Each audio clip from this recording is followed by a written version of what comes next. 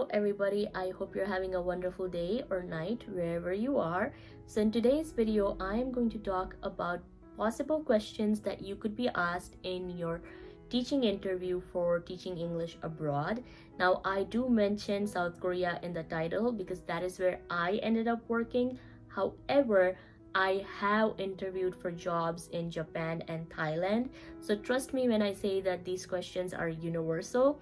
And this video should help you even if you're applying for teaching jobs in other countries like Japan, Thailand, and most likely even Vietnam, Taiwan, Hong Kong, and China. Now, usually there are two things your interviewer is going to look for: pronunciation, which is the most important thing, and fluency, and sometimes even how thoughtful your answers are, because some schools do tend to focus more on reading and writing, and some schools tend to focus more on speaking and listening. So yeah, now in your interview you want to sound friendly, honest, and I would actually cut back on any sense of humor because you just never know who you could offend, and you want to look professional. Now, you don't have to come to your interview dressed in a suit, but I would not definitely recommend this outfit that I have on right now. For the girls, I would recommend a nice blouse or maybe a nice cardigan over a plain shirt or t-shirt and or a dress, and minimal makeup. You do you. And for the guys, maybe a polo or a button down. Ties I don't think are necessary, but if you want to wear a tie, all the power to you. Anyways, so some questions can be open-ended and some questions can be very specific, and I literally do not like open-ended questions because they feel as if they are a test in itself, but it is what it is. Anyways, without further ado, let's get into it. Question number 1, tell me about yourself. What do you want me to say? Do you want me to talk about my family? Do you want me to talk about my hobbies? Do you want me to talk about my religious values? Do you want me to talk about my dating history? I mean, I'm exaggerating over here, but I definitely do not like this question. I usually answer it by, giving the bare facts.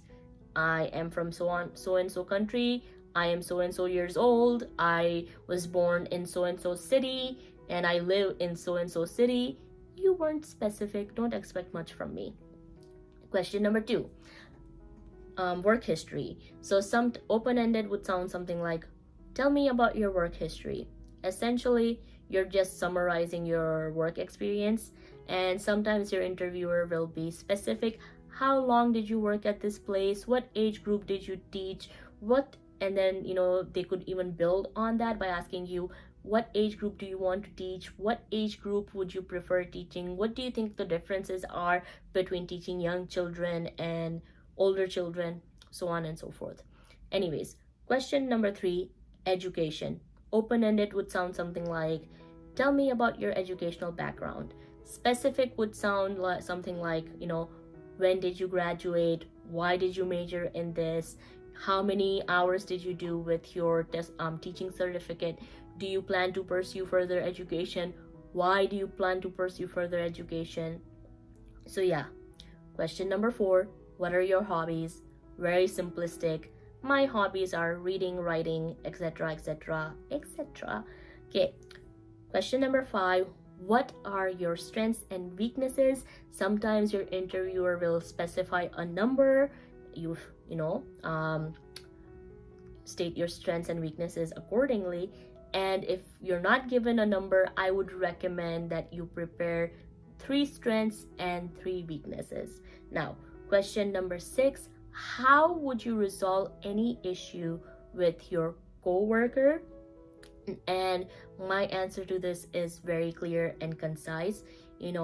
Depending on the issue, the circumstance, and the personality of my coworker, I will try to compromise with them. However, if that does not work out, I would have no choice but to come to my boss or any other higher ups. So yeah, sometimes your interviewer in this same vein might ask you, how will you resolve any issue with your student? And this is a dangerous question, simply because the parents run the show for all private schools. So essentially, you have to be very careful with this one, is all I'm going to say. I don't even remember how I answered this right now. Anyways, question number 7. Why do you want to teach in Korea? Okay. I love K-pop. Oppa, I'm a Korea boo. Don't. These are not good answers. Okay. I answered this question by saying I want to teach. I've been looking for a teaching job for a very long time, and the teaching style that I've seen in Korean private schools or Korean public schools really meet the way I would like to teach. And I also like the lifestyle of living in Korea, and I think it would be very nice to experience it, and I just went on and on and on with it. So yeah. So question number 8. Why do you want to be a teacher? So this is usually asked of people who are teaching for the first time. My answer was, I've always wanted to be a teacher since I was a young child, actually since I was in high school, because I've always felt comfortable in a school environment, and I would like to see myself on the other side of the desk where now I'm the teacher, which happens to be true. So yeah. And on that note, question number 9, if you are an experienced teacher, then they might ask you, what is your teaching philosophy? Why do you believe in this philosophy? How do you think this philosophy works? So yeah. Question number 10, why do you want to teach English? So again, I answered this question 2 ways. First and foremost, it was one of my best subjects in school, which is true. And I believe that English is a universal language which connects people, or has the ability to connect people, and it makes me very happy that I get to be a part of something that is connecting people.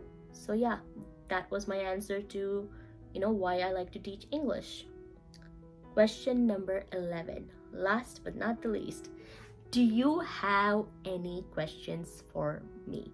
Now, if you are a rookie, you will be very hesitant to ask any questions, but trust me, you want to ask your recruiter or interviewer or anyone some very specific questions, and most likely I will make a video where I discuss questions that you should be asking your interviewer, not only so you have some clarifications for yourself, but you sound confident if you ask questions. So yeah, anyways, I hope you enjoyed this video, and I most definitely hope that this video helps you. If you have any questions or comments, please leave them down below.